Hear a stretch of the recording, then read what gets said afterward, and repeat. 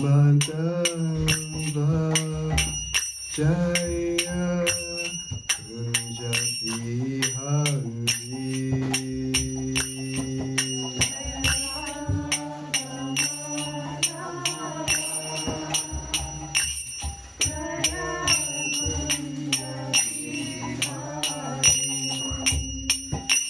Jaya, Gopi Jana Balamba, Jaya, Giri Varadari, Jaya, Giri Varadari.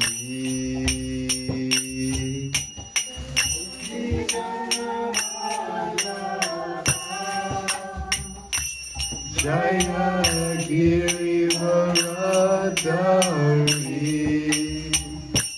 Jaya, Giri Varadari, Jaya, Gopi Jana Balamba, Jaya, Giri Varadari, Jaya, Giri Varadari, Jaya, Gopi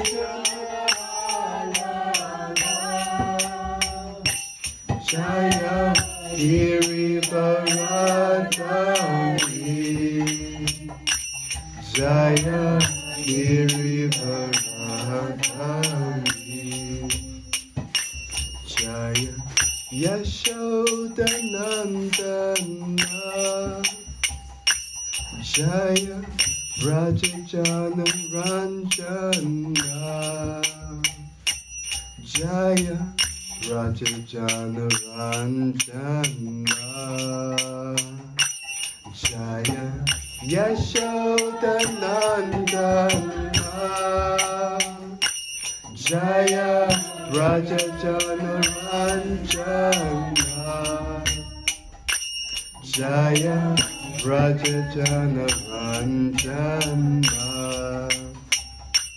Jaya, Yashodanandana, Jaya, Rajajana Ranjana, Jaya, Rajajana Ranjana, Jaya,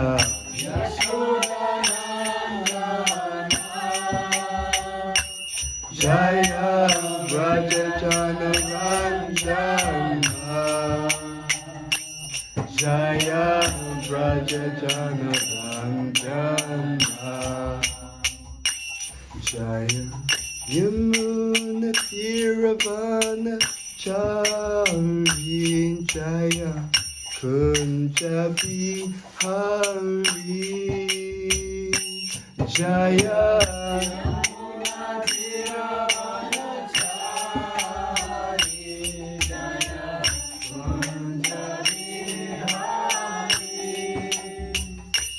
Jaya, Yamuna Tiravana Chari, Jaya, Kunja Bihari, Jaya,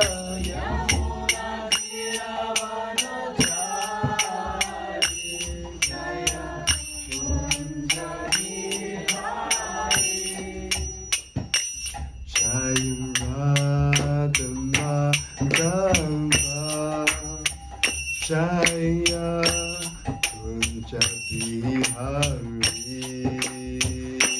Jaya, Radha Madhava,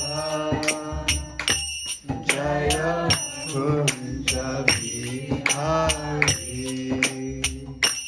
Jaya, Radha Madhava, Jaya, Kunja Bihari, Jaya,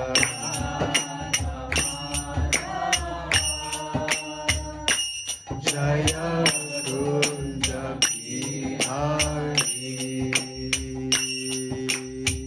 Hare Krishna, Hare Krishna, Krishna Krishna Krishna, Hare Hare, Hare Rama, Hare Rama, Rama Rama, Hare Hare, Hare Krishna, Hare Krishna, Krishna Krishna, Hare Hare, Hare Rama, Hare Rama, Rama Rama, Hare Hare, Hare Krishna, Hare Krishna, Krishna Krishna, Hare Hare, Hare Rama, Hare Rama, Rama Rama, Hare Hare. Everybody, Hare Krishna, Hare Krishna, Krishna Krishna, Hare Hare, Hare Rama, Hare Rama,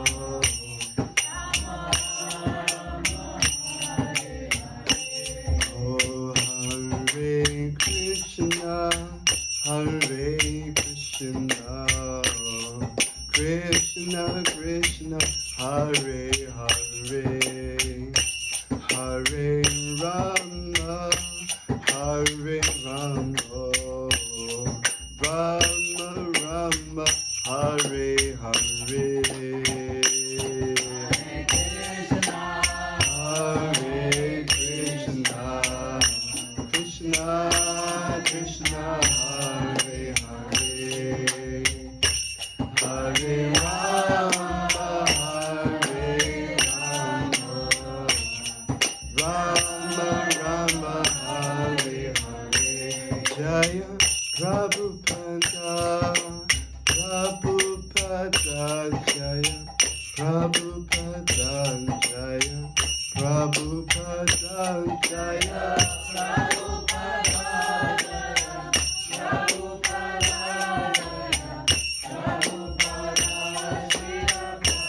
Nitai Gora Hari Bol, Hari Bol, Hari Bol, Nitai Gora Hari Bol, Nitai Gora Hari Bol, Hari Bol, Hari Bol, Nitai Gora Hari Bol.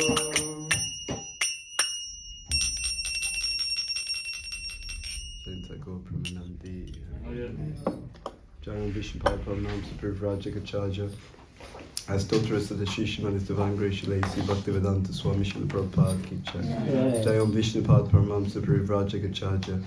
As Dr. the Shishiman is Divine Grace Srila Bhakti Siddhanta Saraswati Thakur Prabhupada Maharaj Ki Jai.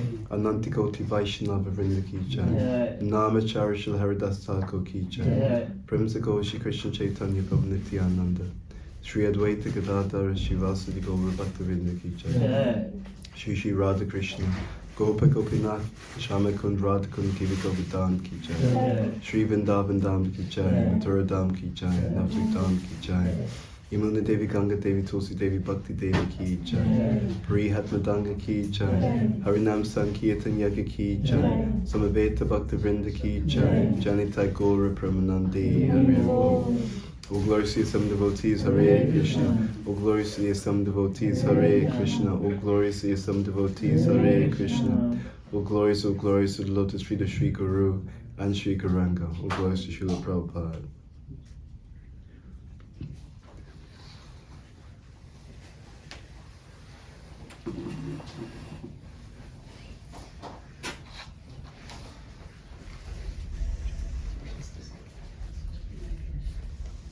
Hare Krishna, everyone. We're very happy to have our guests, Bhakti Gamya and Bhuta Bhavana, join us today and tomorrow. For those of you who might not know Bhuta Bhavana, he's a disciple of His Holiness Bhakti Tirtha Maharaj and has a very deep understanding of the Bhakti tradition and of scriptures. He is a leadership trainer in London. So if you have any questions during the lecture, maybe you can kind of take a note inside and then ask him at the end, because I think you'll see that it's very worthwhile. Let's see what he has to say. Thank you. So yeah, we request the blessings of all the devotees so we can speak on this very wonderful and sacred text, the Srimad Bhagavatam. We'll be reading from the first canto, chapter 19, text number 3. Okay. Om Namo Bhagavate Vasudevaya. Om Namo Bhagavate Vasudevaya. Om Namo Bhagavate Vasudevaya. Om Namo Bhagavate Vasudevaya. Om Namo Bhagavate Vasudevaya. Om Namo Bhagavate Vasudevaya. So we're reading from chapter 19 of the first canto. Okay, yes. So this chapter is entitled The Appearance of Shukadev Goswami. Just change that. Okay, so we'll be reading from text number 3. Do people repeat, or is it? We repeat. You repeat? Okay, you have. Okay, good. Okay, so I'll read the Sanskrit and we'll do it together. Okay. Adyeva Rajyam Balam Riddha Kosham Adyeva Rajyam Balamriddha Kosham Prakopita Brahma Kulanilo me Prakopita Brahma Kulana Lome Tahat Vabadrasya Punaname Bhut Dahat Abhadrasya Punarname Abhu Pipi Yasiti Dvija Deva Gobhyaha Api Asiti Dvija Gobhya Adyeva Rajyam Balam Riddha Kosham Adyeva Rajyam Balamriddha Kosham Prakopita Brahma Kulanilo me Prakopita Brahma Kulana Lome Dahat Vabadrasya Punaname Bhut Pipi Yasiti Dvija Deva Gobhyaha Api Asiti Dvija Deva Gopya Adyeva Rajyam Balam Riddha Kosham Adyeva Rajyam Balamriddha Kosham Prakopita Brahma Kulanilo me Prakopita Brahma Kulana Lome Dahat Vabadrasya Punaname Bhut Dahat Punarname Abhut Pipi Yasiti Dvija Deva Gobhyaha Api Asiti Dvija Deva Gopya Anyone want to recite? Adyeva Rajyam Balamriddha Kosham Adyeva Rajyam Balam Riddha Kosham Prakopita Brahma Kulana Lome Prakopita Brahma Kulanilo me Dahatva Bhadrasya Punarname Abhut Tadata Vadrasya Punaname Bhut Papi Asidi Dvija Deva Gopya Papi Asidvi Dvija Deva Gobhyaha Adyeva Rajyam Balamriddha Kosham Adyeva Rajyam Balamriddha Kosham Prakopita Brahma Kulana Lome Prakopita Brahma Kulana Lome Dahatva Patasya Punaname Bhut Dahatva Bhadrasya Punarname Abhut Api Asiti Dvija Deva Gopya Api Asiti Dvija Deva Gopya Vaishnavis. Adyeva Rajyam Balamriddha Kosham Adyeva Rajyam Balam Riddha Kosham Prakopita Brahma Kulana Lome Prakopita Brahma Kulana Lome Dahatya Bhadrasya Punarname Bhut Dahatva Bhadrasya Punarname Abhut Api Asiti Dvija Deva Gopya Api Asiti Dvija Deva Gopya Okay.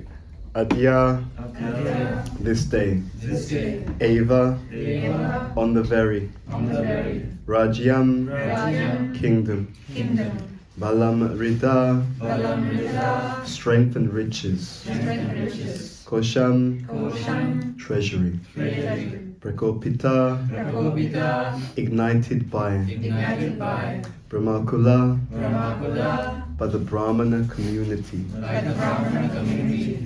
Analaha, fire, May, Dahatu, let it burn me, Abhadrasya, inauspiciousness, Punaha, again, Na, not, May, unto me, Abud, may occur, Papiyasi, sinful, Dihi, intelligence, Dvija, Brahmanas, Deva, the Supreme Lord, Gobiyaha, and the cows. Translation in purple by His Divine Grace Srila A.C. Bhaktivedanta Swami Srila Prabhupada Ki Jaya. Okay, this is Pariksit Maharaj speaking. I'm uncivilized and sinful due to my neglect of Brahminical culture, God consciousness, and cow protection. Therefore, I wish that my kingdom, strength, and riches burn up immediately by the fire of the Brahmana's wrath, so that in the future I may not be guided by such inauspicious attitudes. Powerful verse. Purport. Progressive human civilization is based on Brahminical culture, God consciousness, and protection of cows. All economic development of the state by trade, commerce, and agriculture and industries must be fully utilized in relation to the above principles. Otherwise, all so-called economic development becomes a source of degradation. Cow protection means feeding the Brahminical culture, which leads towards God consciousness, and thus perfection of human civilization is achieved. The age of Kali aims at killing the higher principles of life, and although Maharaj Pariksit strongly resisted the domination of the personality of Kali within the world, the influence of the age of Kali came at an opportune moment, and even a strong king like Maharaj Pariksit was induced to disregard the Brahminical culture due to a slight provocation of hunger and thirst. Maharaj Pariksit lamented the accidental incident, and he desired that all his kingdom, strength, and accumulation of wealth will be burned up for not being engaged in Brahminical culture, etc. Where wealth and strength are not engaged in the advancement of Brahminical culture, God consciousness, and cow protection, the state and home are surely doomed by providence. It's very interesting.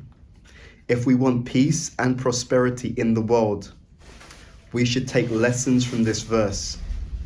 Every state and every home must endeavor to advance the cause of Brahminical culture for self-purification, God consciousness for self-realization, and cow protection for getting sufficient milk and the best food to continue a perfect civilization. So there's so much in this verse in purple. We'll just say Mangalachara and then we can have some discussion.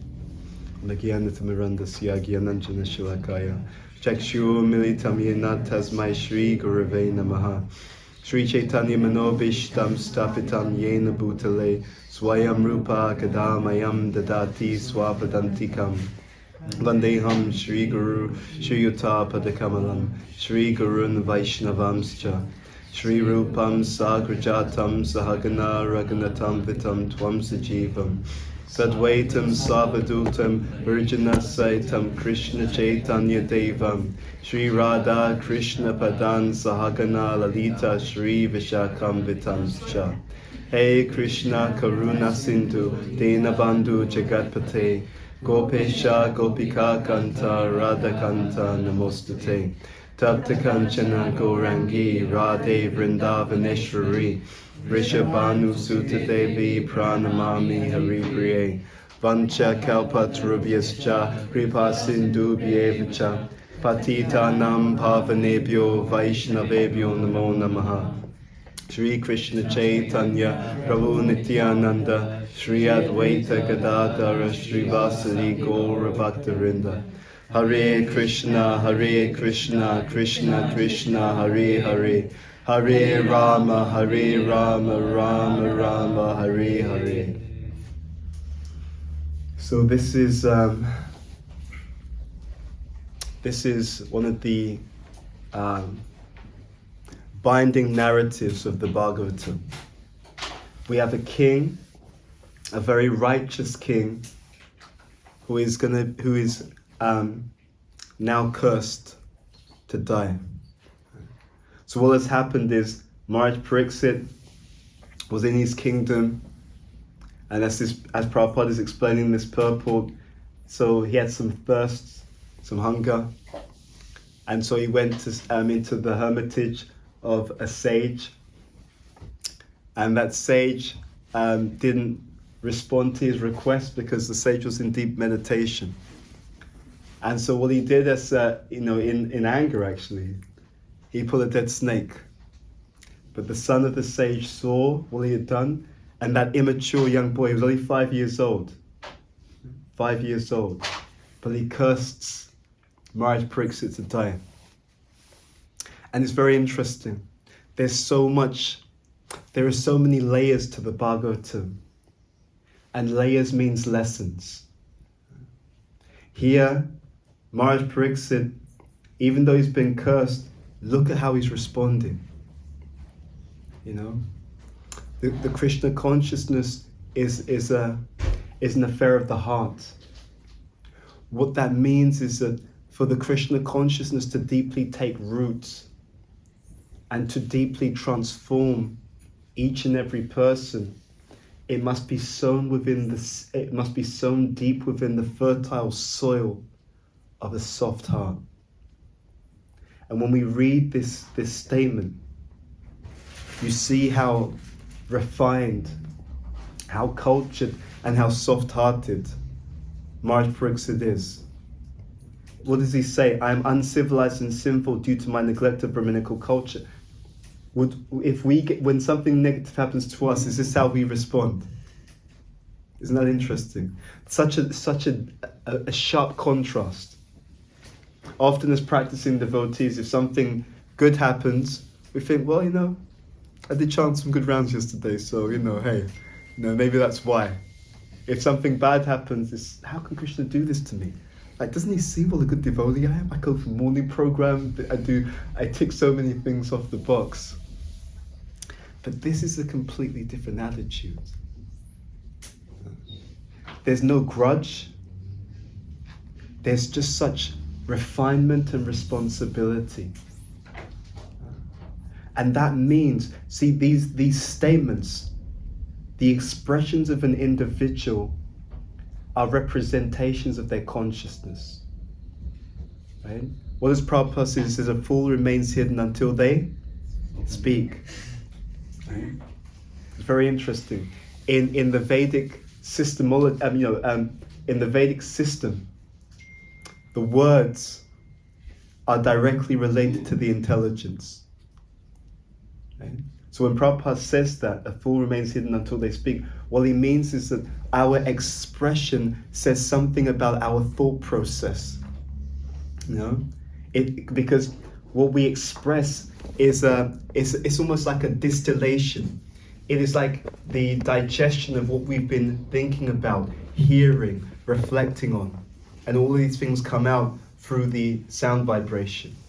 So Pariksit Maharaj, first of all, this mood of responsibility, which of course is befitting of a great administrator, a great king. In the Vedic times, if something was untoward in the kingdom, the citizens would go to the king. There's a pastime of where one Brahmana, his son died untimely. And he went before the king and said, there must be something wrong with your kingdom, right? Because it's not natural for, the younger generation to pass away before their elders, And the kings were so responsible like that. So here we see that expression. I am uncivilized and sinful due to my neglect of Brahminical culture, God consciousness and cow protection. Therefore I wish that my kingdom, strength and riches burn up immediately by the fire of the Brahmana's wrath, so that in the future I may not be guided by such inauspicious attitudes. It's actually very touching.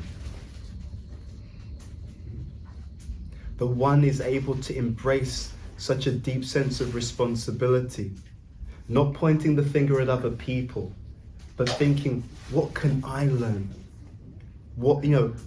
This has happened. Krishna, the Supreme Personality of Godhead, has allowed this situation to manifest in my life, but he loves me, so therefore it must be for my best interest. There must be something I'm meant to learn, take away, understand from this particular situation. Now just imagine for a moment that that's the way that we thought at every moment. Just imagine how much there will be such a powerful and profound evolution and growth in our own spiritual consciousness. If in every situation, every circumstance, good or bad, we consider there must be something I'm meant to learn from this. And that is actually our teaching, that there are literally no accidents. And it's a very, very powerful statement, that there are literally no accidents. So everything has a purpose. And everything can be a catalyst for progress, if we have the eyes to see it in that particular light. It's very beautiful in this purport. Prabhupada is talking about human civilization is based upon Brahminical culture. And then Prabhupada goes on to explain that all economic development must be used in relation to these higher principles. Otherwise, it basically becomes a source of degradation. It's very interesting. Everything that's there in the world, when it's utilized, it's also utilized with a certain mentality behind it. The world of form that we experience is actually first appearing in the mind.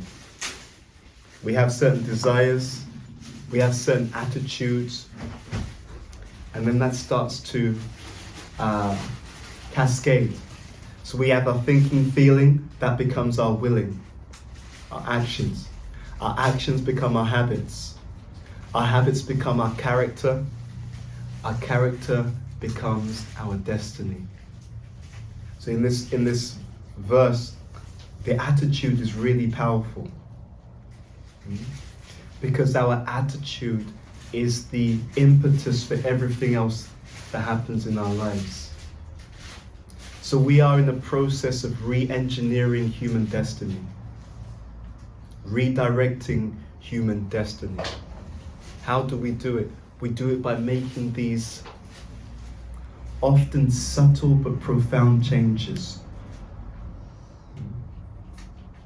These often subtle but profound changes. And the subtle is always more powerful than the gross. When we hear this verse, what we take away from it, what we imbibe, what we reflect on from these teachings of Prabhupada, it plants a seed in our thoughts, and that eventually ripples out into the way that we live our lives. So there is tremendous potency in the Bhagavatam.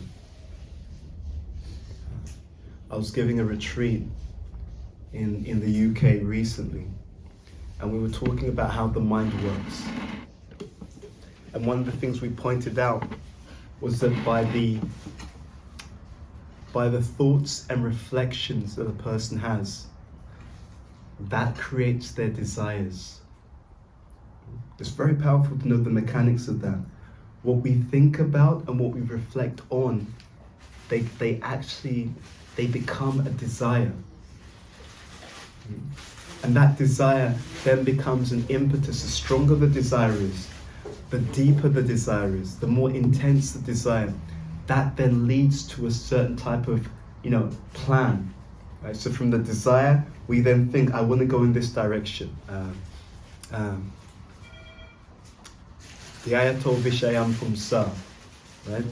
Krishna says, by contemplation of the objects of the senses, that then creates attachment. From attachment, lust develops.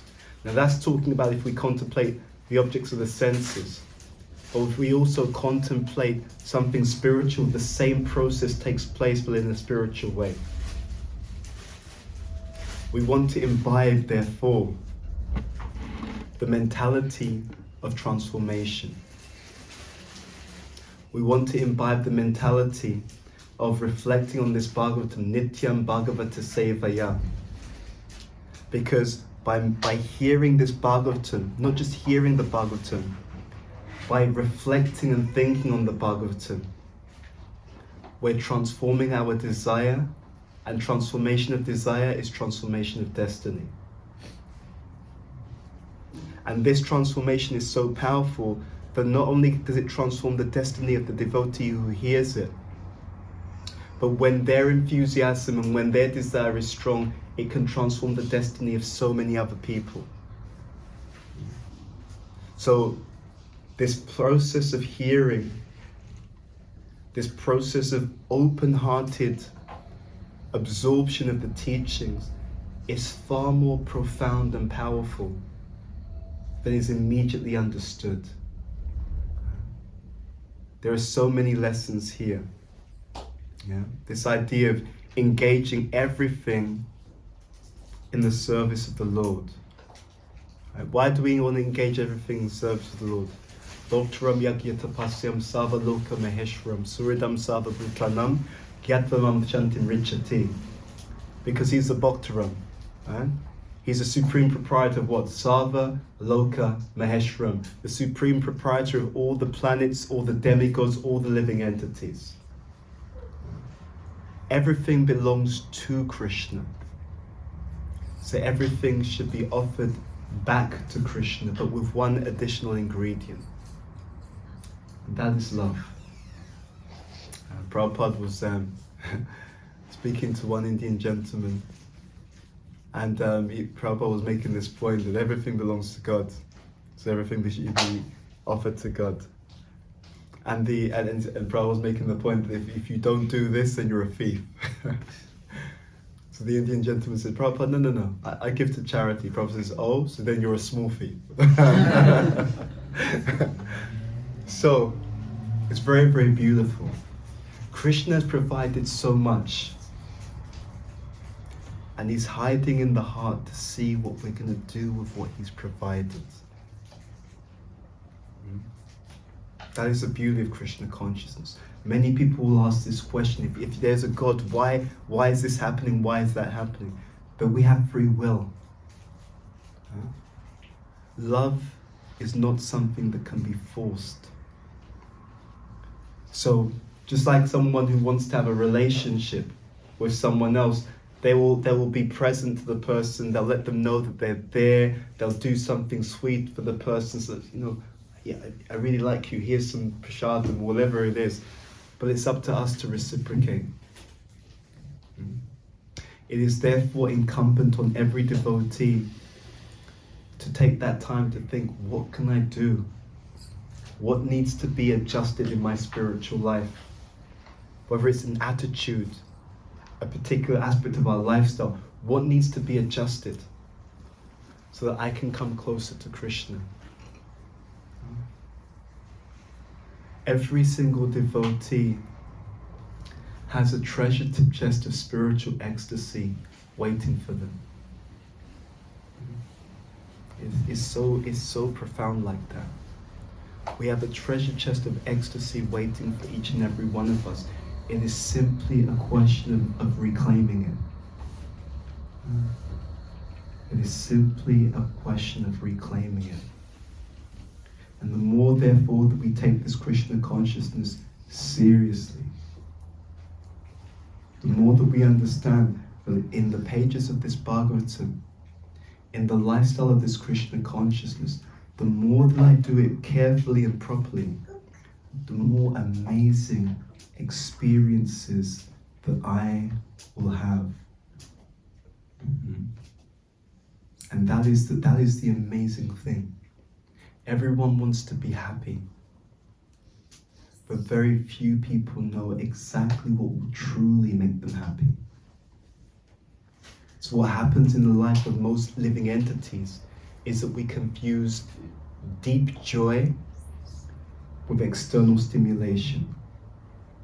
Right? It's just like, have you noticed, I'm sure it's like this in Berlin, have you noticed that Christmas starts earlier every year, right? So they'll start putting like Christmas decorations in the shops in October, because Christmas has no meaning other than consuming. Let's sell more things in the name of Jesus Christ, right? As if Jesus Christ was all about selling things. So often things lose their meaning. In fact, Prabhupada alludes to this point, the Brahminical culture, God consciousness, the culture becomes killed. The culture becomes killed when we no longer understand the essence of it. There's a very interesting story. There was a kingdom, and the king decided, I want to give a boon to every citizen in my kingdom. So he sent out his servants. They went to every household in the kingdom. They said to all the people, the king wants to give a particular boon. What would you like? And different people would ask for different things. And then these servants came to the house of one very wise Brahmana. So the servants came and they told him, the king wants to give a boon to everyone. What would you like? The Brahmana said to them, he said, all I want is that the king should come and visit me. All I want is that the king should come and visit me. And the servants were a little bit perplexed. Are you sure? It's a king, you can ask for a few things here, no, all I would like is that the king should come and visit me. Okay then. They went back to the palace and said to the king, there's one Brahmin who lives in this area of your kingdom. We asked him, any boon, and different people have been asking for different things. He says he just wants you to visit him. And the king's like, is he sure? He said, here we are. We checked. He said he just wants you to visit. The king said, well, that's all he wants. Okay, make the preparations and I'll come. So then the servants started thinking. They thought, well, yeah, the king's going to come and visit this Brahmana. The king's usually used to walking across, very wonderful scenic routes. So we'll have to make sure that the journey from the palace of the king to the Brahmana's place is very beautiful. They started to redo the entire pathway, making it very beautiful because that's what the king's used to. Then they thought the king, when he reaches a Brahmana's house, what if he gets thirsty or just wants a bite to eat? So they decided we have to make sure that the Brahmana's house has all the finest foods and etc., just in case the king wants a snack. Then they thought, well, the king, he is used to being in a palace and palatial environments. So, we have to, they actually decided we have to redo the Brahmana's hut, make it palatial, so when the king's there, it doesn't feel out of place. So the king came to visit the Brahmana. And then the servants were looking around and they realized what had happened.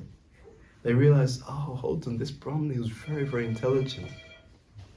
He knew that if I ask to see the king, if the king visits me, everything else will come.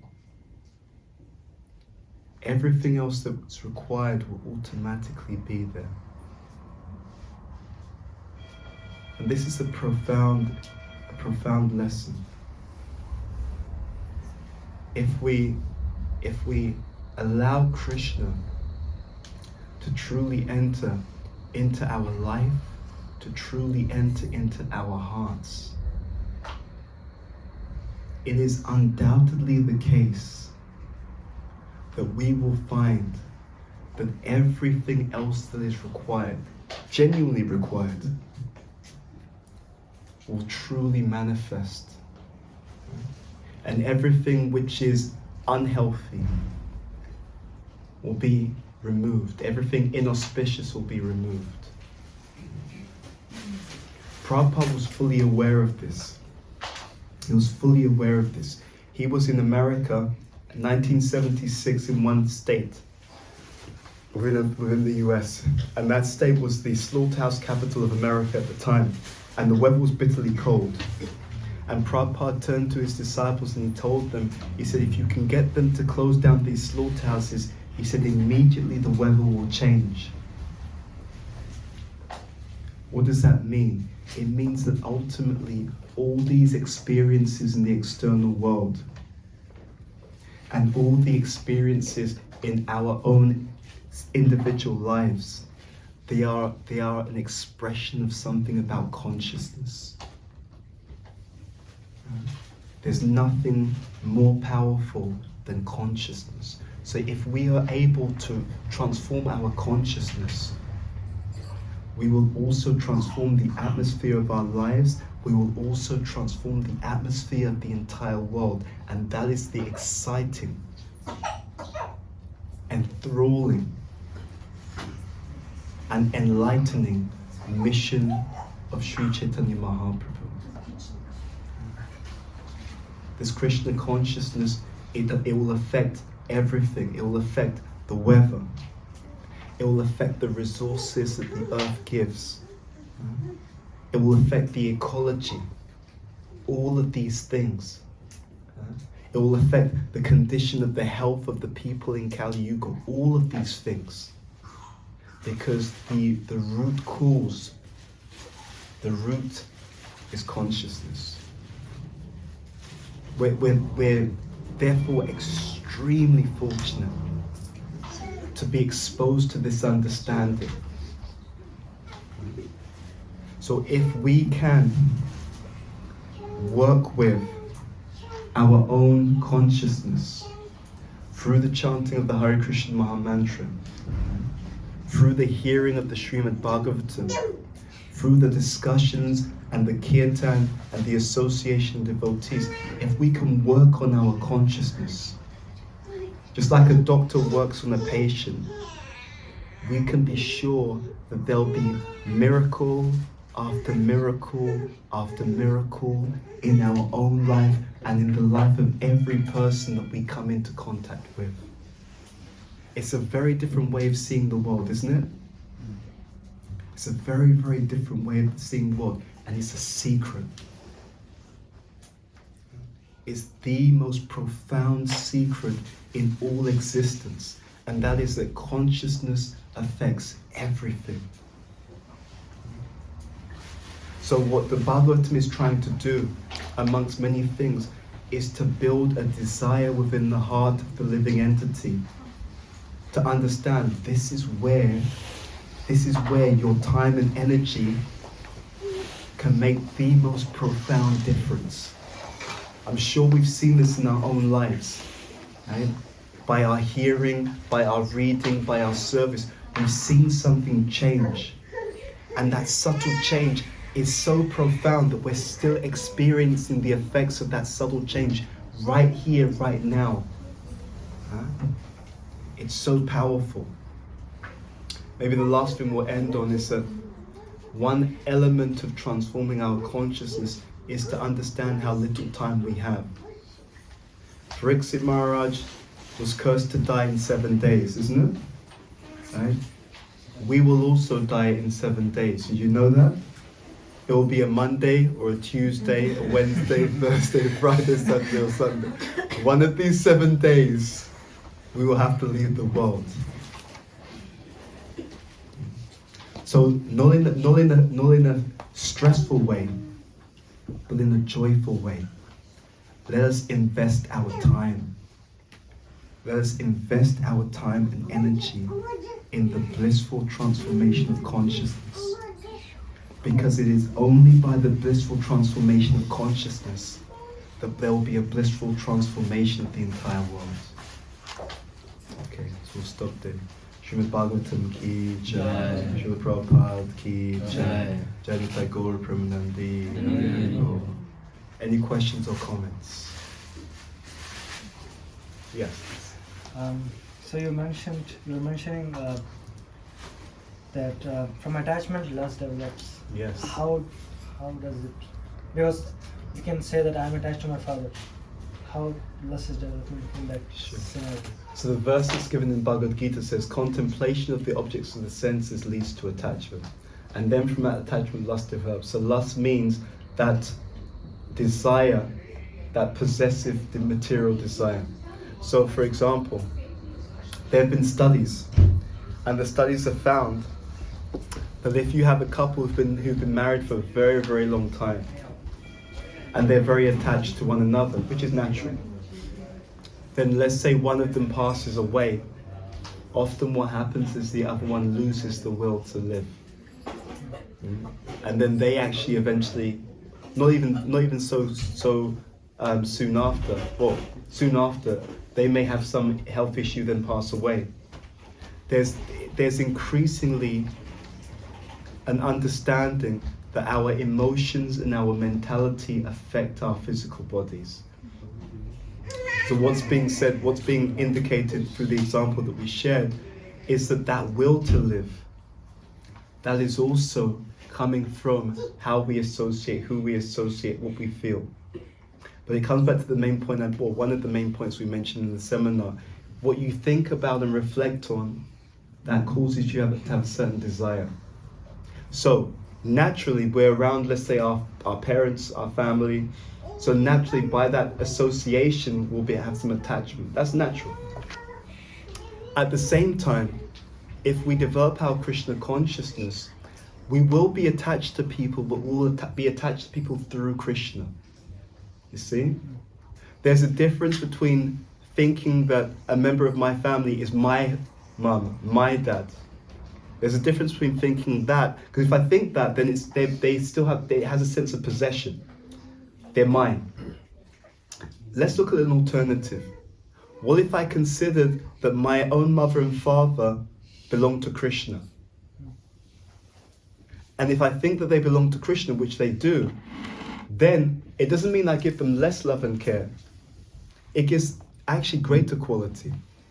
Now I should treat them in the way that Krishna would be pleased, because they belong to Krishna. So if we develop that mentality, then what actually happens is the quality of the exchange becomes even deeper, and at the same time, it takes on more of a spiritual quality as well, which means that we become elevated because we're remembering Krishna even through our association with them, and they become elevated as well. Does that answer your question? Okay, thank you for your question. Hare Krishna. Any other question or comments? Yes. So in the beginning you talked about this attitude of Maharaj Parikshit, and I got from there that's also very much a blessing to be in that state where one is really like just humbly not only accepting what happened, but also like being actually very eager for purification. Yes. And also you added that this from this consciousness so many good things come in our life and we get transformed, and even the weather may change, Prabhupada says. And so I'm sometimes wondering, because at the same time Krishna makes these like this wonderful connection between being a devotee and blessings coming into the lives of devotee makes it very hidden, like one cannot directly see. Even in my life I cannot always see, my life goes in this good direction because I'm practicing bhakti. And I also sometimes heard that Krishna does this so that this is hidden from the materialists, so that they don't like quote unquote worship Krishna because they want material opulence. And then also sometimes we see devotees are very poor or have other like diseases, or so there's these two sides. And I wonder if this is just like forever a mystery, and then we can just really by being in contact with Krishna actually see this, and otherwise we cannot even see that this is happening. Can you maybe comment on this? Yeah, it's a very good question. I remember asking my spiritual master about this once. Yeah, the question came up, and basically, it was even myself or someone else actually. The point that he made is that this is, so when something happens, how do we know if it's Krishna or if it's our karma? That was the question. He said you don't know. He said, but if you take it as Krishna's mercy,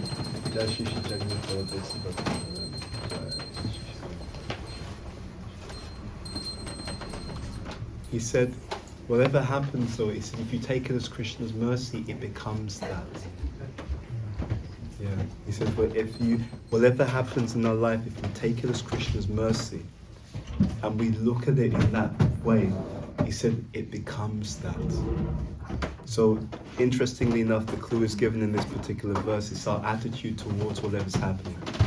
So the elaboration was that someone who's becoming genuinely transcendental, we're talking about this duality and overcome, not seeing through duality.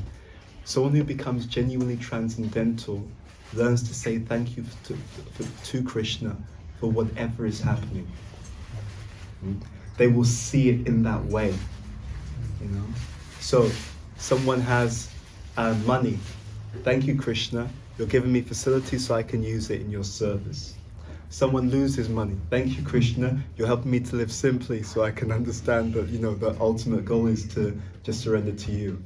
Someone has lots of appreciation. Thank you, Krishna. You know that I need lots of encouragement, so you're arranging that the devotees encourage me. Someone is criticized heavily. Thank you, Krishna. You're helping me to understand that I should not become attached to what other people say or think. I should learn to just be able to serve because it's the right thing to do. So we should approach it in that particular way. And if we approach it in that particular way, by our approach, we are also spiritualizing whatever's happening. Yeah. So it's really a question of us. But having said that, that's one level. Ultimately, it's actually a question of surrender. This is really important. There's this verse in the Bhagavad Gita. Yaya tamam prapadyante tam sateva bhajamyaham mamavat manuvatate manutsya parthasavashaha. Krishna says, as all surrender unto me, I reward them accordingly. So imagine that in Berlin it's raining. Don't imagine too hard, we don't want the weather to change, it's good weather, okay? Just slight foray in this direction. Imagine it's raining. It's raining, but on the other side of the road, there's someone standing there with a big umbrella. So we are on one side of the road, we're getting wet. There's someone else on the other side of the road and they're calling us. I know you're wet. If you come under my umbrella, you get the protection from the rain. So that person, that's Krishna. That's Krishna. He holds the umbrella. He's ready to give us shelter. The question is how much we take shelter of his kind compassion. So some people take a little bit of shelter. They'll just stand maybe halfway. Half of them is in the rain, half of them is under the umbrellas. They're not completely wet, but they're not completely dry either. Someone is fully under the shelter. They go under the shelter, then they come out. They go under the shelter, then they come out. So they keep oscillating. They keep going back and forth. So what actually happens, and this is a bit of a subtle thing. I was not challenged. I gave a class in New York, and I mentioned this point. And I'll be very honest. And one of the devotees who've been around a long time, I could see he mentioned something nicely. He said Prabhupada said that a devotee doesn't have any karma, etc. And that's true. That is true. But I studied this topic. I like to study and really understand things. There are so many fine points to the Shastra. Okay? So yes, you could say a devotee has no karma, but that also, who's a devotee? Being a devotee is not a cheap thing. So someone who's fully surrendered like Prabhupada, yes. But we all have our own degrees of surrender, you see? And therefore, technically, to your point, to the degree that one is surrendered, to that degree they're above their material karma. Yeah? That's actually what's going on. And that means to the degree that one is surrendered, to that degree things are spiritualized in one's life. You make some sense? So we are by our practice, our attitude, our surrender, we are determining how much of Krishna's shelter we choose to take. That's actually what's happening in every single one of our lives. So therefore, it's a huge opportunity. It's huge. The more someone surrenders, the more the more that everything is under Krishna's own direct hand. It's just like if you work in a company and you've got a personal assistant, you know, and depending on how much you give over, they decide your schedule. If you want to decide it yourself, then they just do what you know. They put some things in, but there's a lot of stuff. No, you leave Monday and Tuesday alone. That's my day, you know, like that. But if you fully surrender to that personal to that assistant or executive, they can shape your entire schedule. And that's very, very significant. Because if we remember that Krishna can see everything, knows everything, he knows our previous karma, he knows our current karma, he knows our mentality, he knows what we're going to experience in the future. Therefore, someone who's very intelligent would fully give their diary over to Krishna. Someone who's very intelligent will understand this person is so powerful and so kind, so profoundly kind. If I allow him to completely arrange my schedule, whatever happens will definitely be the best. Right? Even if it sometimes doesn't seem like it. You know, sometimes a child has to go to another country. So what the parent will do, the country we're going to, there's certain diseases there, so we'll have to give you an inoculation. We'll have to give you some pills or some kind of, you know, treatment before you go. The child doesn't like the treatment. A little bit painful, sore arm, whatever it is. The child doesn't like the treatment, but the parent knows that small amount of pain that you're experiencing is to stop you having 100 times that pain when you go to this country. Yeah? So in that same light, Krishna can sometimes give some situation and it seems, oh, well, why is he doing this to me? You know, I'm a good devotee. But you know, that small thing that he's doing is so that you have a much greater outcome. Yeah? And that's the magic of Krishna consciousness. All of these teachings are really meant to convince us of one thing. That Krishna's actually the ultimate well-wisher and ultimate friend. And he says it explicitly, right? He says that in the Bhagavad Gita that I'm your friend. I'm your only friend, actually. He says that there.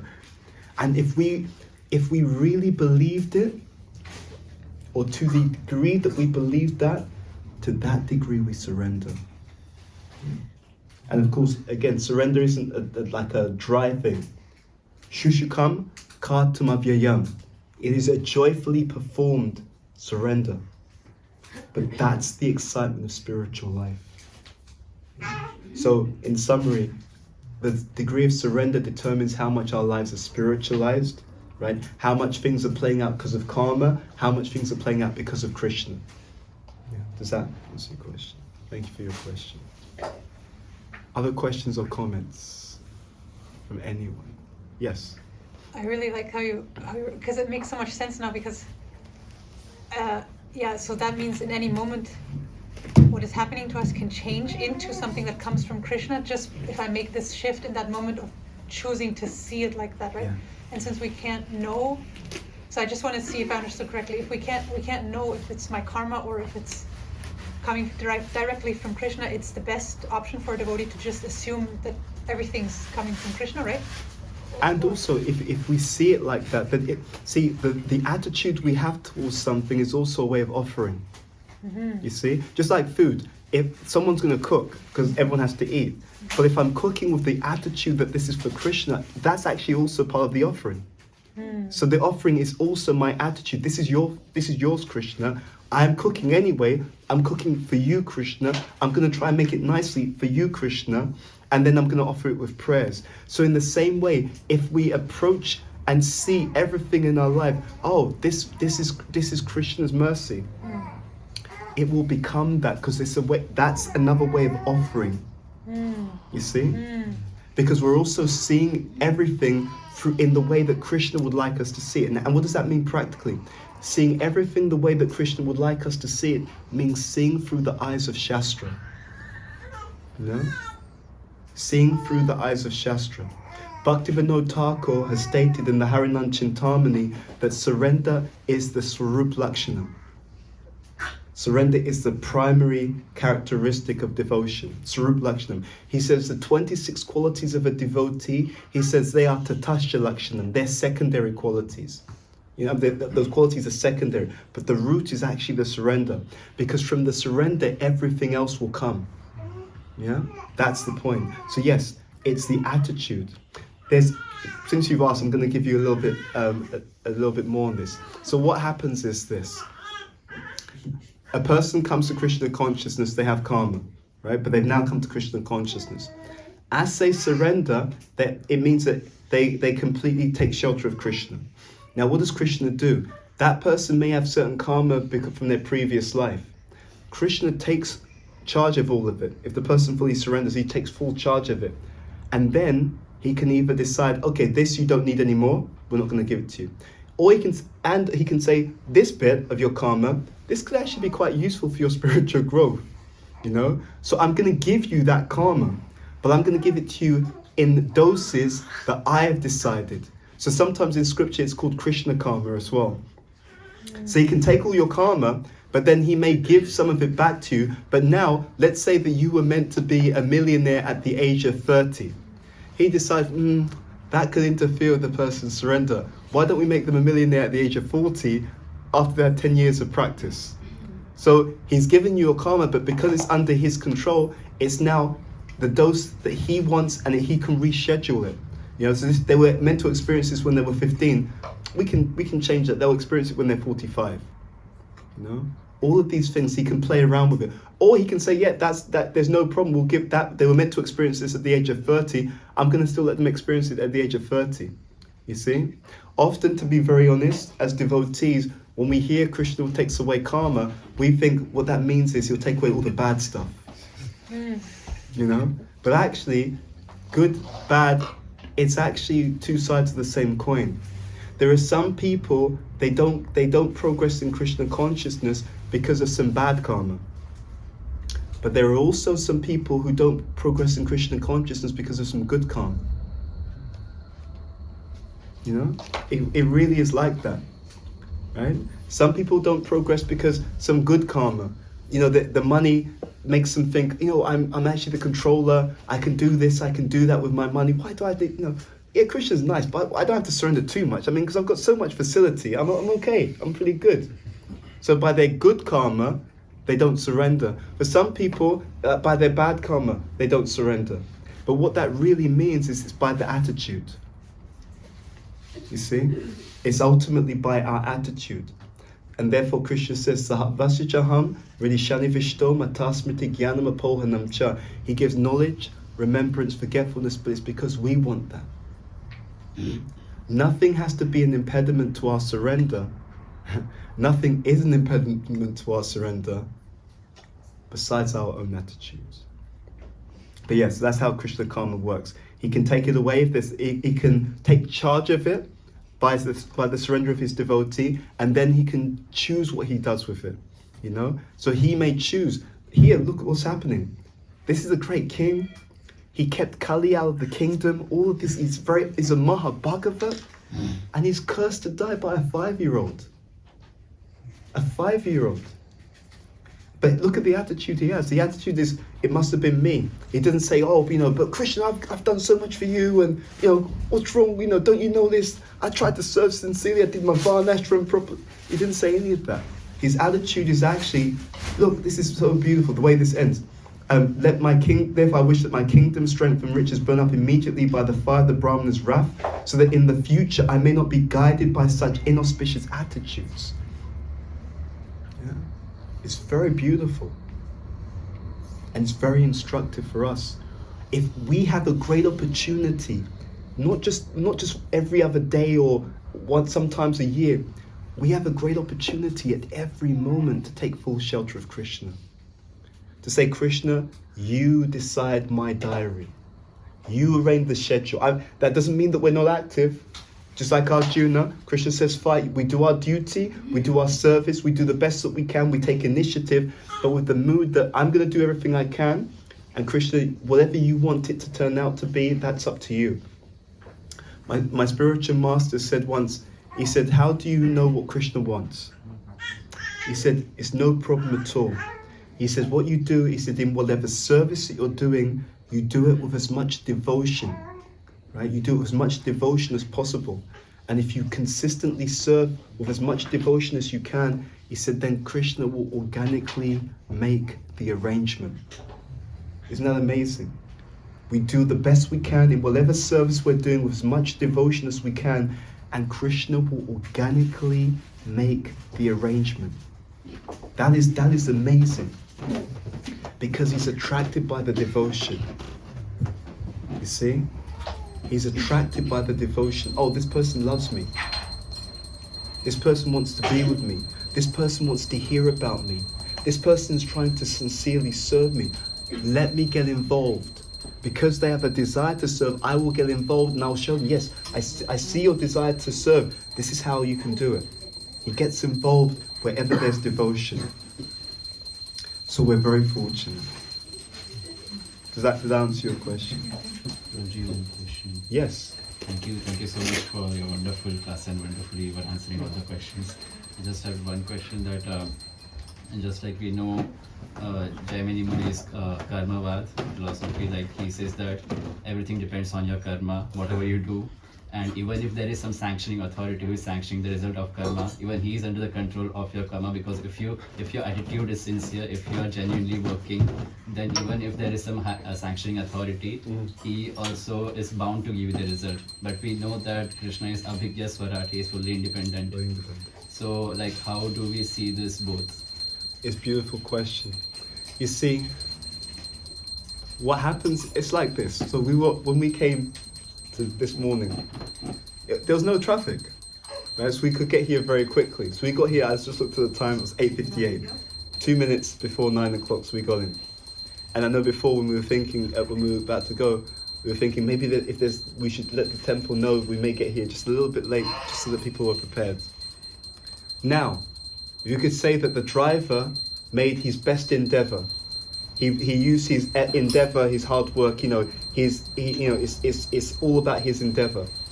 But if the driver makes his endeavor, but there's a car crash. If the driver makes an endeavor, but the car decides not to work. Well, let's say the car's not alive, but let's say the engine doesn't work.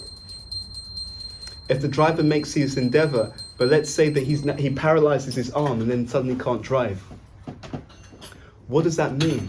It means that unless in any endeavor, just like the Bhagavad Gita says, right? Krishna makes that point. There are 5 factors of action. And the endeavor of the individual is one of them. He says, he mentions 4 others, and including Daiva. Daiva means actually the super soul, the Lord. Unless Krishna sanctions, we can't do anything. Let's look at a very modern day example, coronavirus. Who decided that we want the whole world to be locked down? In America, they stopped people flying in. For many countries were like that. You couldn't fly in because of coronavirus. They were very strict on the borders. Companies lost lots of money. Planes weren't able to fly to certain places. People weren't able to go to their offices. They had to stay at home.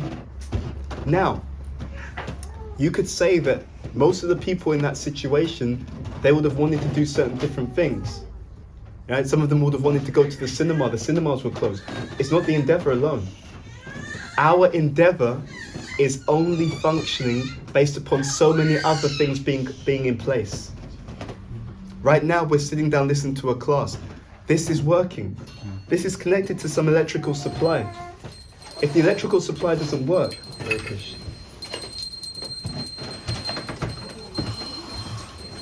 if the electrical supply doesn't work, this doesn't work. And then the people at the back can't hear. They may be endeavoring to hear, but their endeavor to hear is dependent upon so many other things. So we can see by analysis that actually we can only achieve certain things if it's sanctioned by some higher authority, because we're not coordinating all these things. When we're driving here, I don't know what the other cars are doing. I don't know how many other cars are going to be on the road. I don't know if the government's going to change the lighting, like stop, the traffic lights, they can go red and then we could be stuck in traffic.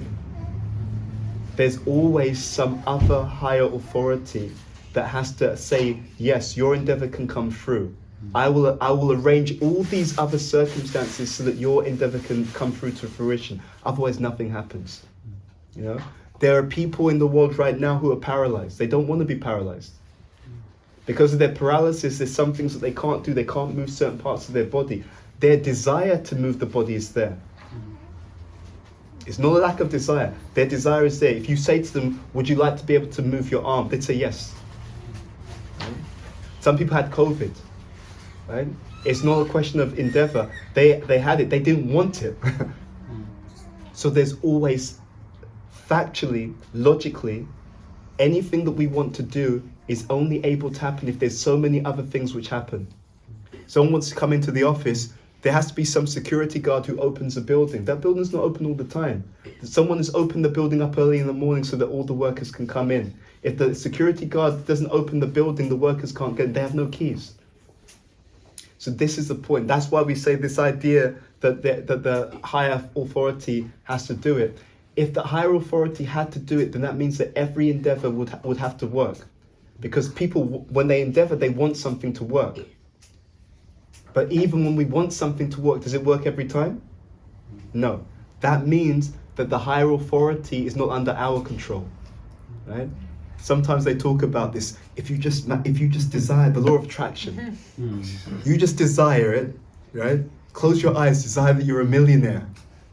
Well, I tried it. It didn't quite happen like that, It didn't quite happen.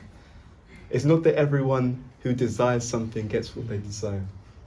It's a factual. Try it. Let's say that someone wants to dance like Michael Jackson. Not the best desire necessarily, but let's say you desire that. Doesn't mean it's going to happen.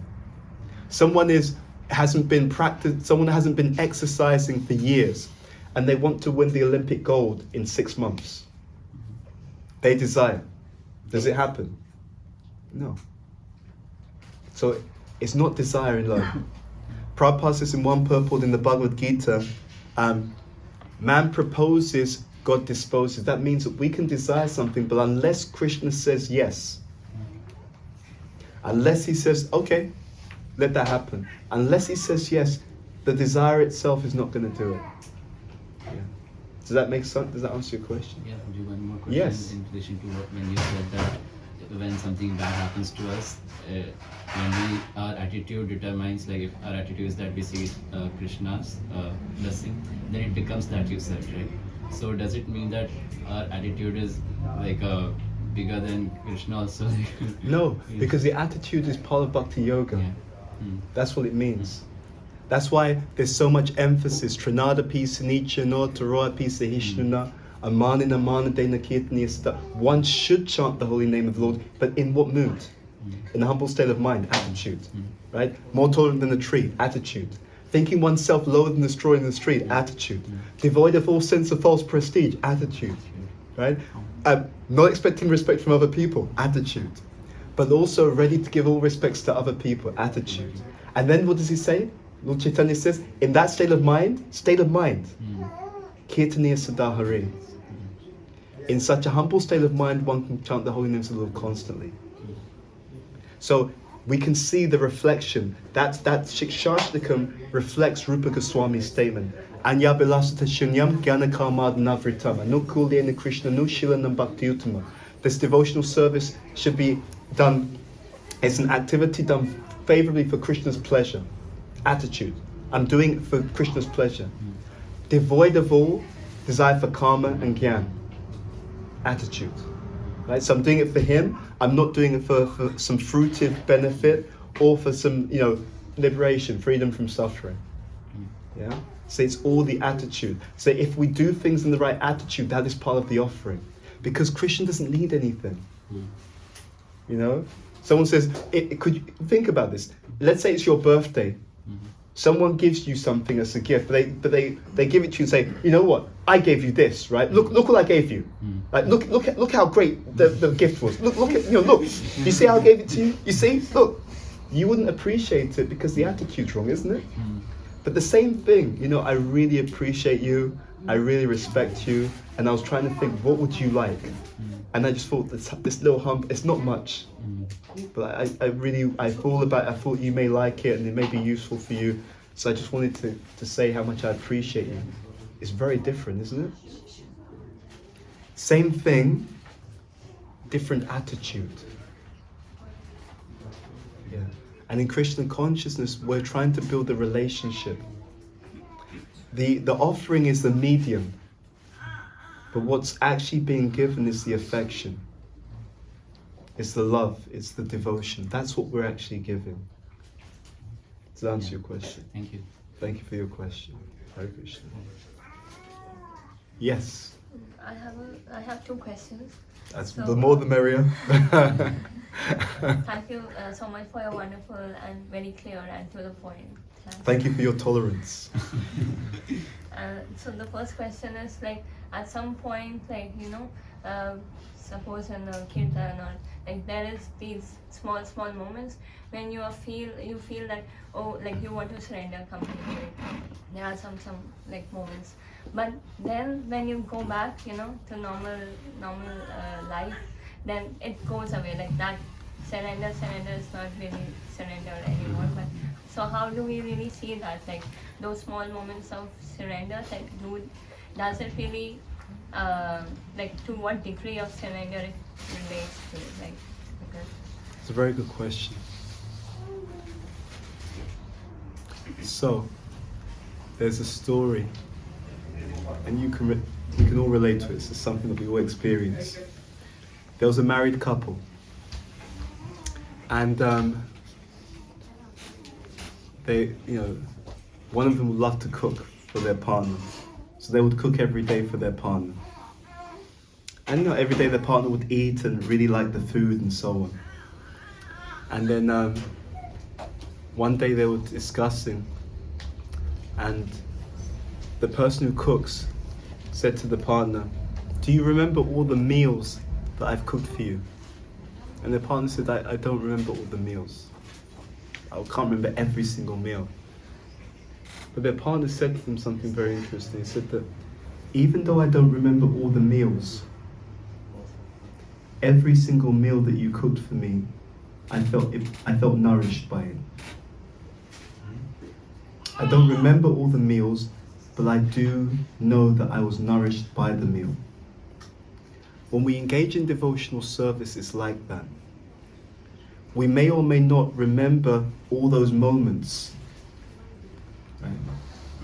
We may not actually feel all those moments consciously.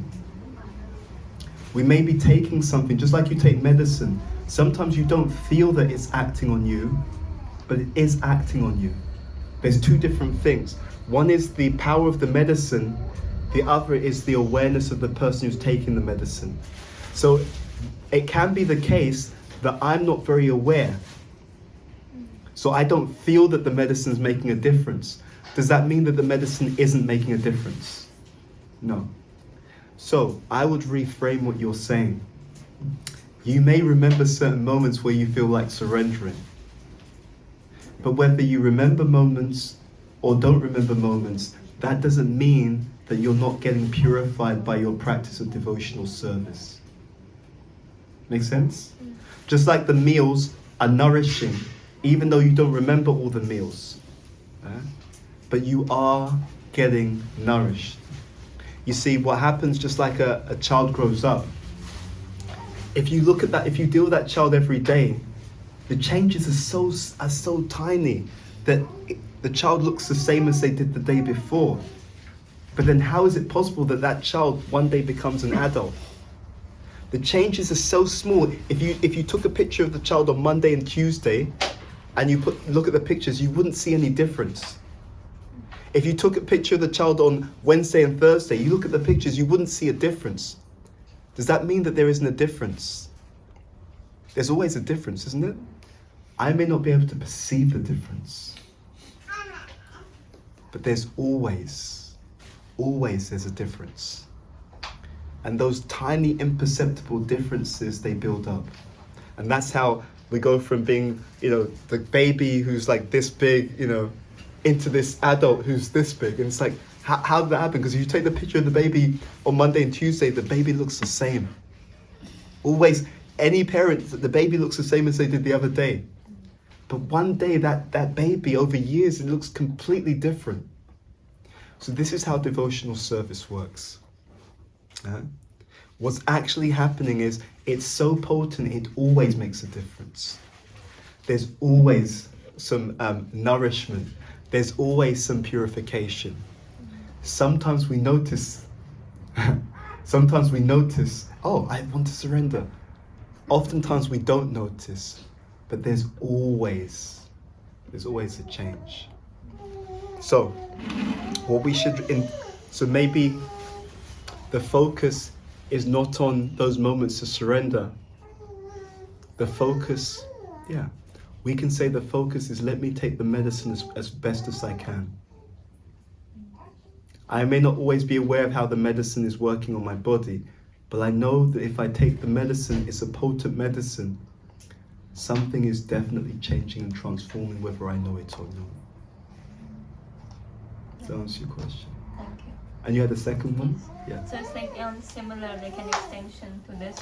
So like you talked about using everything in devotional service, devotional activities we do to take it as an opportunity to work on our consciousness, and also do everything for Krishna, with giving it back to Krishna with love, with devotion.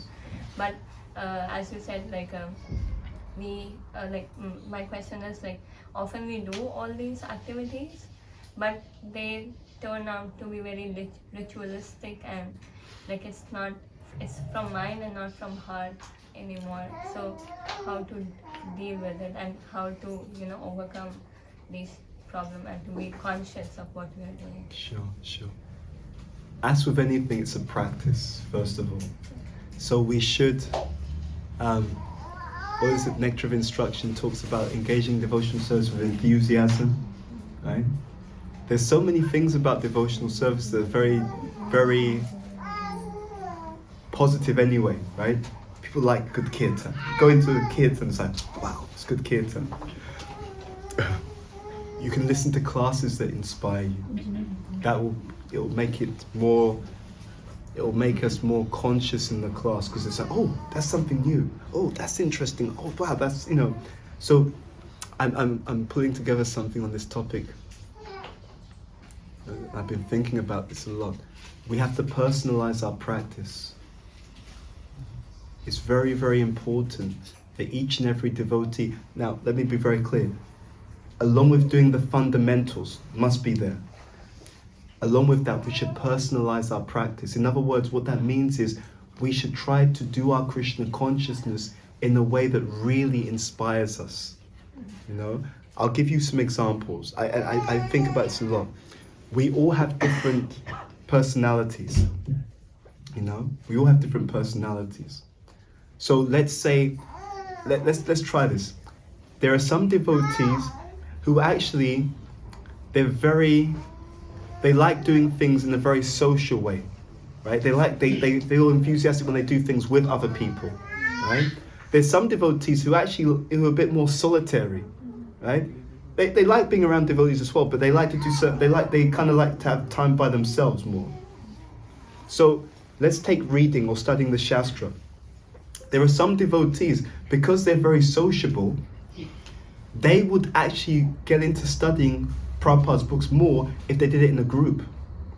Doing it together with other devotees will give them that kind of extra energy and enthusiasm, and then they'll come every week or every few days, and I know some devotees, they'll read with another devotee because they're very kind of sociable devotees.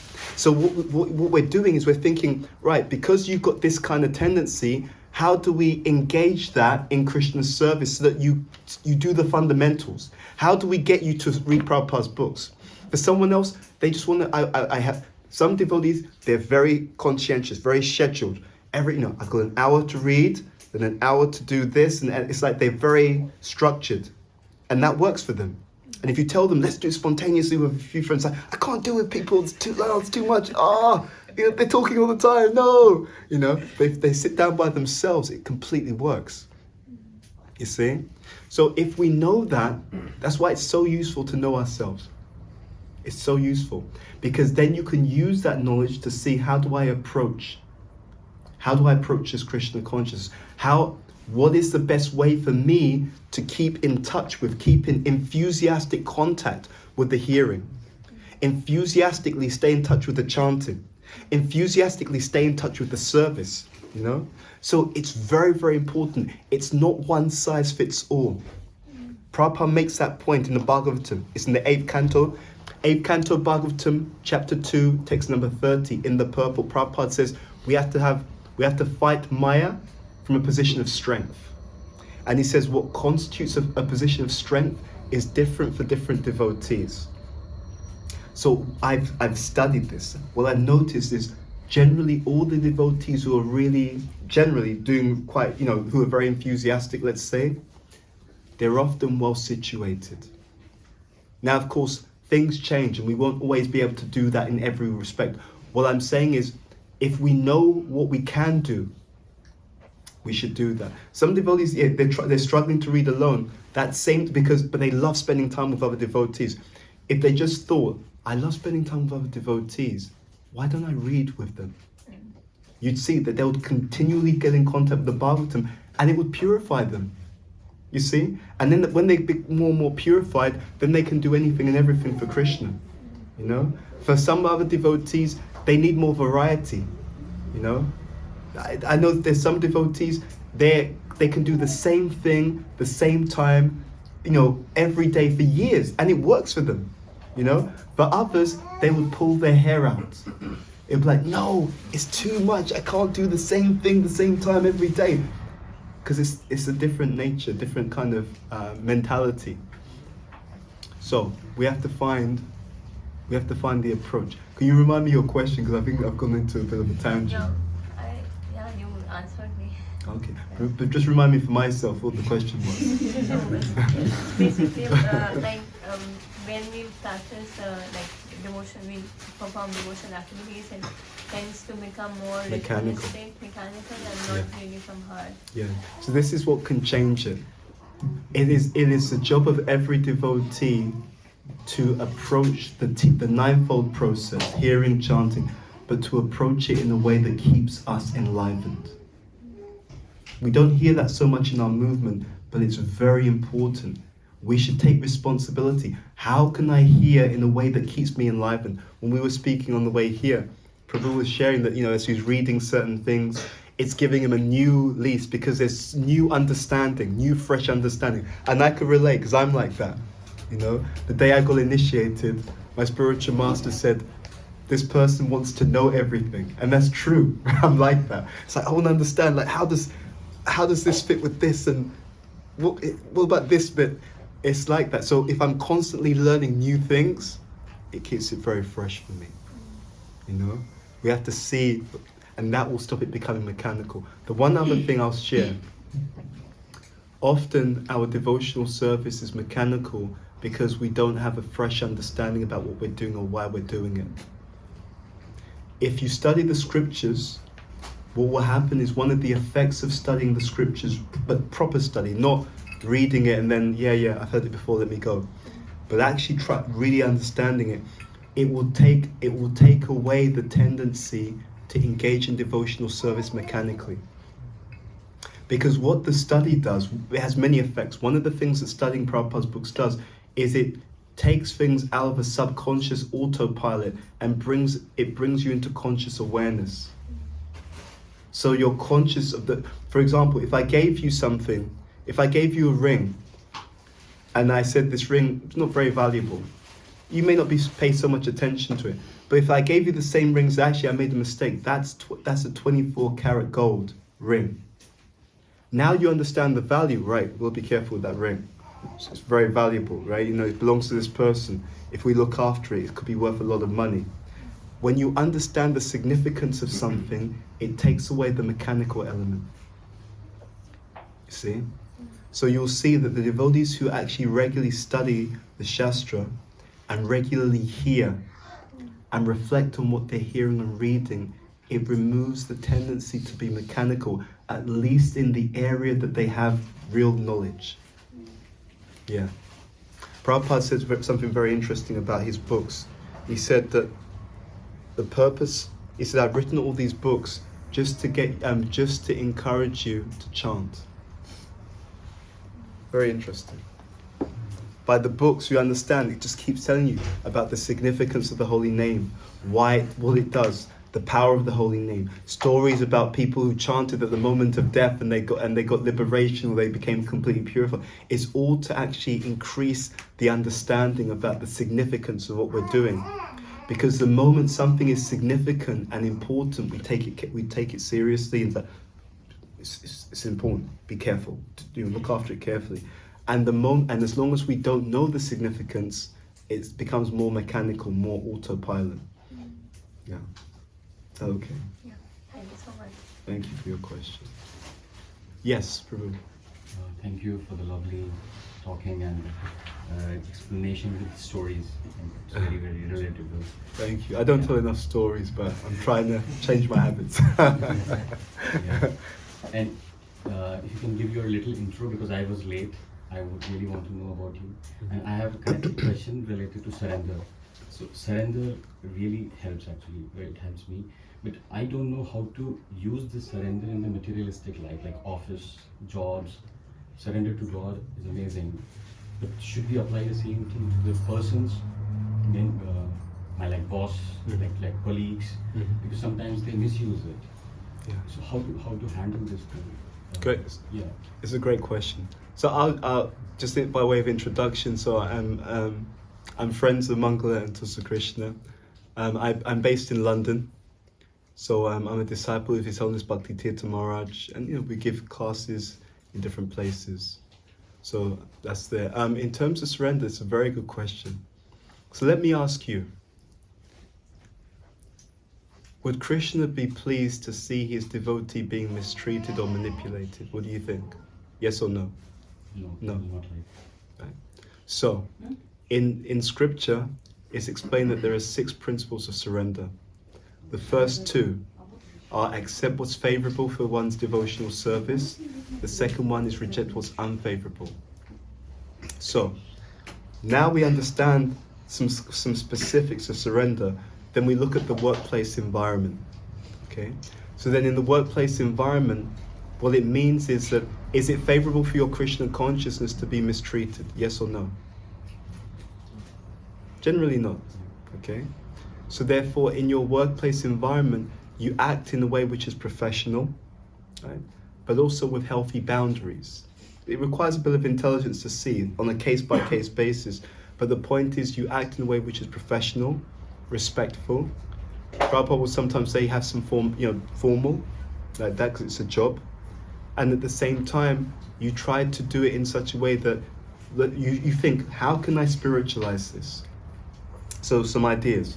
One way I spiritualize the workplace environment is to make sure that I hear and chant before I come into work, because then when I'm in the workplace environment, I will see things which will remind me of the things that I learned in the scripture, right?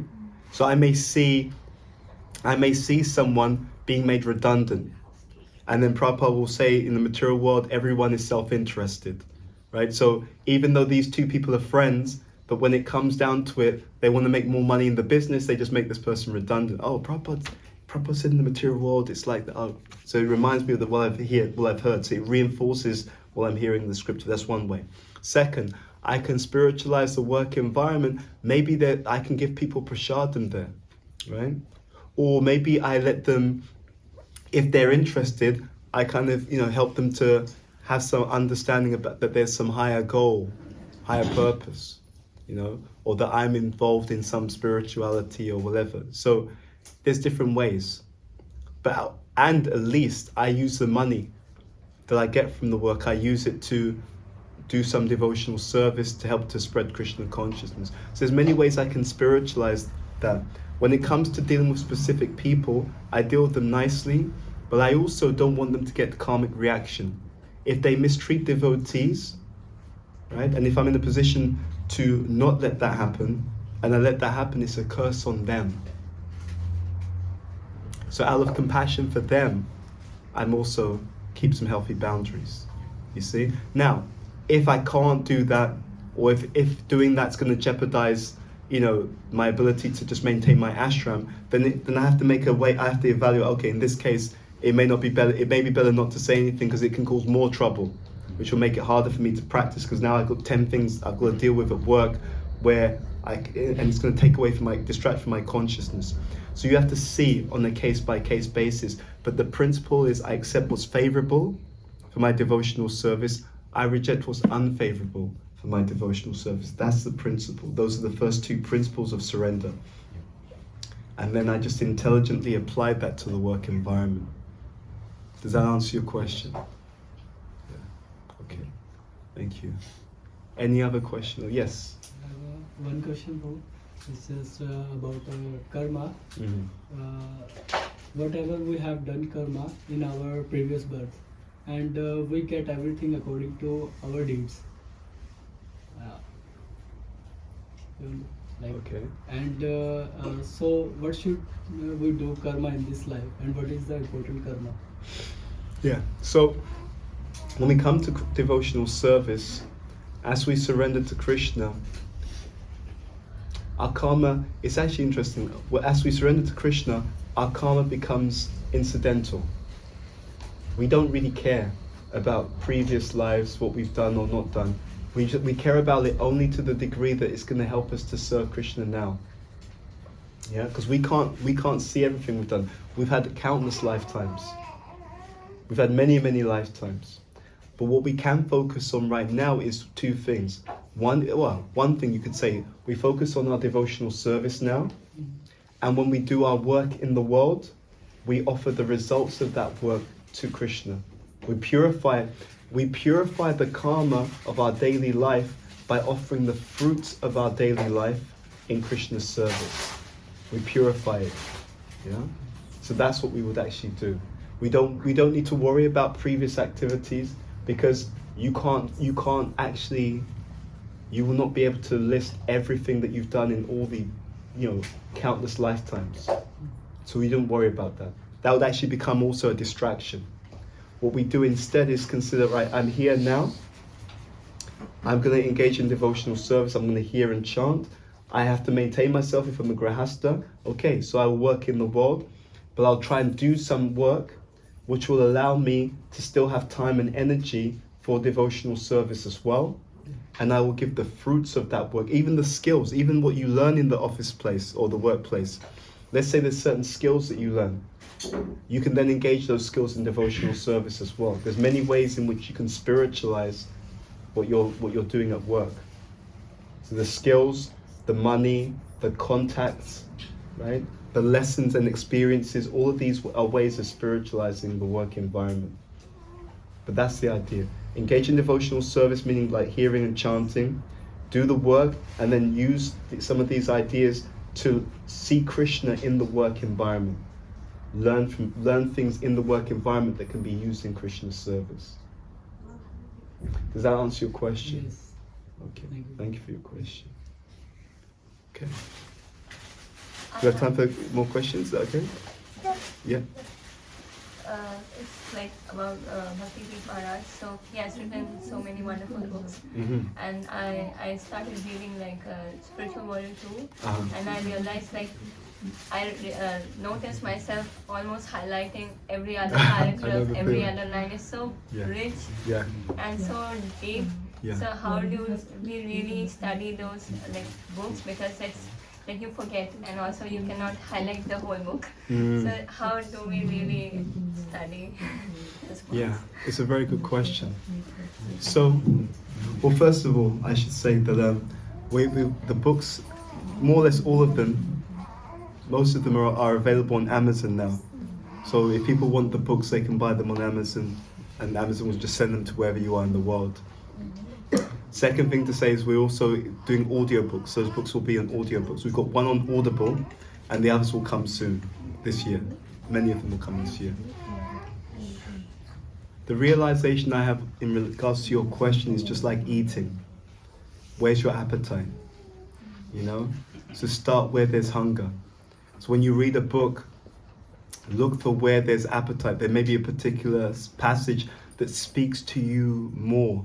Now, you could say everything is useful, but there may be a particular passage which right now, this point really resonates with me. So you can start there, you know. So ideally, study means transformation. We want to embody and live the things that we're reading and learning. So we want to practice it.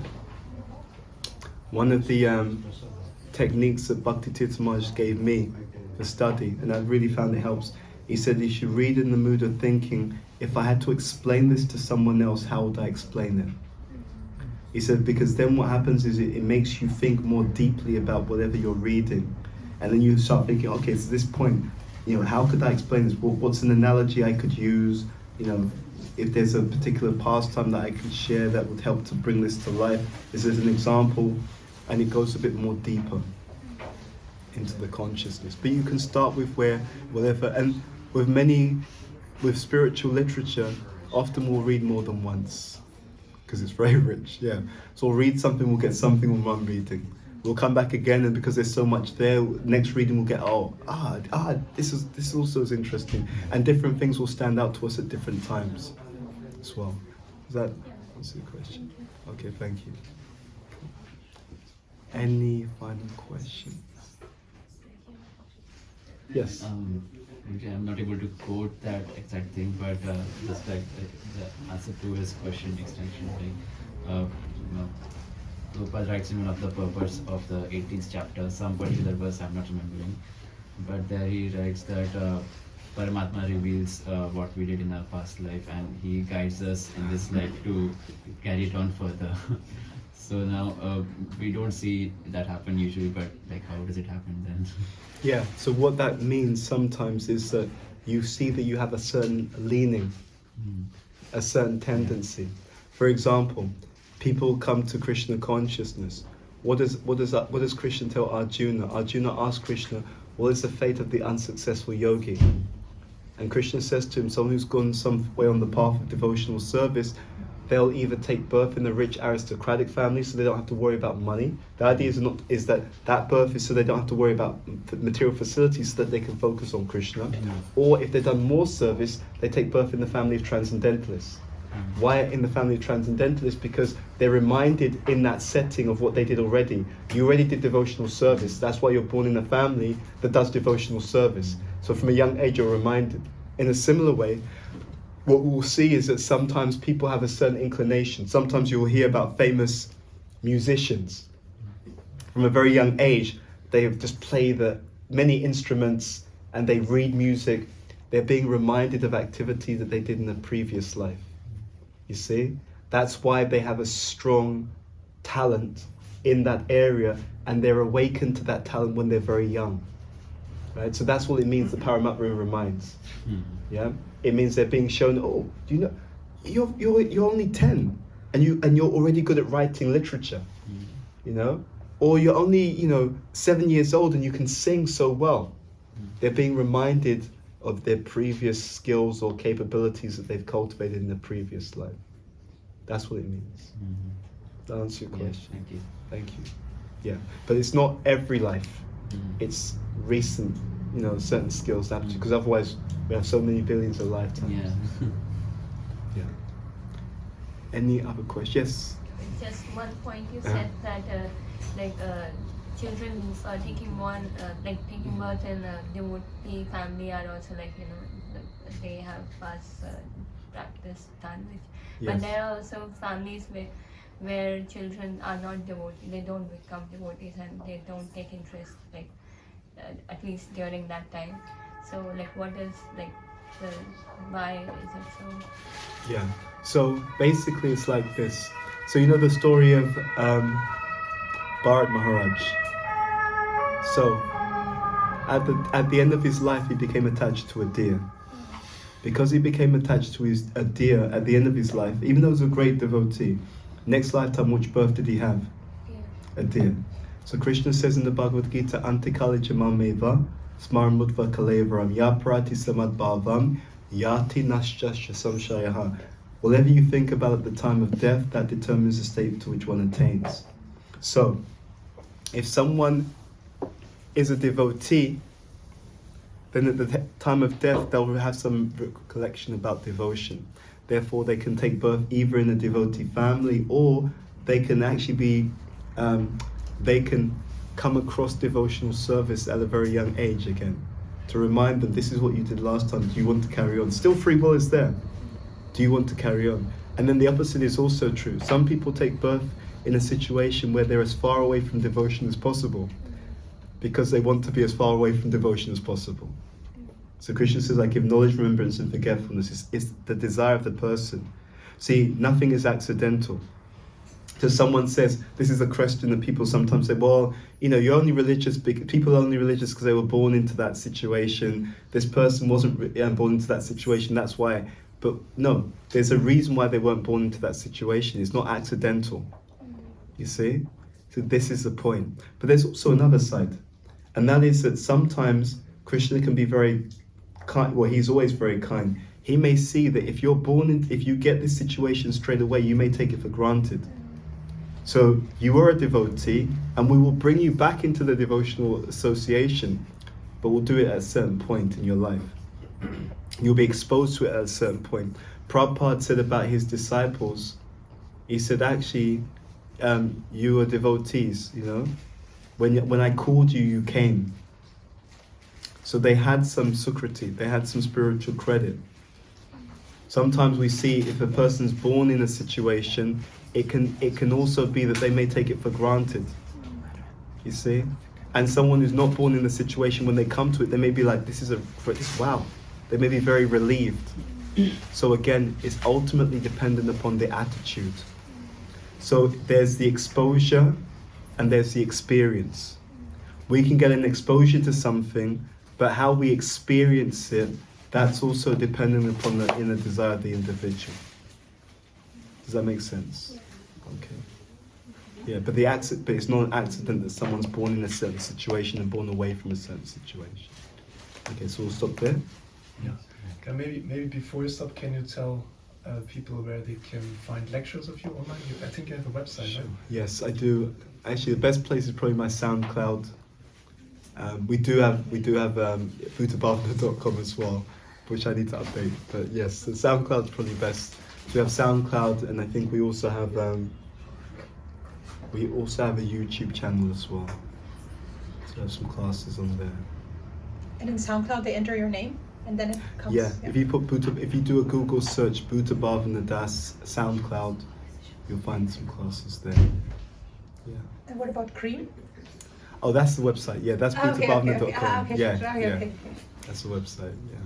So we have a website as well. There's classes on the website, and there's also classes on SoundCloud, and there's a YouTube channel. Yeah. What is the name, Prabhuji? Of Buddha. Bhuta, that's Bhuta, and then Bhavana, Bhavana. Bhuta Bhavana Das. Yeah. Okay. What does it mean? When I got initiated, my spiritual master, he emphasized Bhagavad Gita chapter 10, text number 15. So Bhuta Bhavana is the name of Krishna. It means the origin of everything. So yeah, 10th chapter of Bhagavad Gita, text number 15. And I'm the servant of that person, trying to be the servant of that person. Yeah. Cool.